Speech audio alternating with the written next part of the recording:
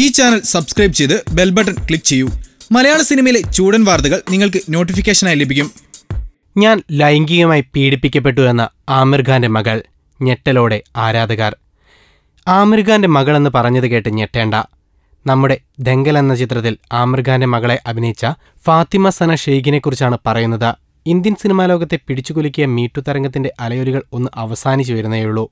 അതിനിടയിൽ പുതിയ വെളിപ്പെടുത്തലുമായി എത്തിയിരിക്കുകയാണ് ദംഗൽ നായിക ഫാത്തിമ സന ഷെയ്ഖ്. ഞാൻ ലൈംഗികമായി പീഡിപ്പിക്കപ്പെട്ടെന്നും എന്നാൽ അതിനെക്കുറിച്ച് കൂടുതൽ വിവരങ്ങൾ വെളിപ്പെടുത്താൻ ആഗ്രഹിക്കുന്നില്ലെന്നുമാണ് നടി വ്യക്തമാക്കിയത്. താൻ ആ സാഹചര്യത്തോട് പൊരുത്തപ്പെടാൻ ശ്രമിക്കുകയാണെന്നും അതിനാൽ തന്നെ ഇത് പൊതുസമൂഹത്തിന് മുൻപിൽ വെളിപ്പെടുത്താൻ ആഗ്രഹിക്കുന്നില്ലെന്നും നടി പറഞ്ഞു.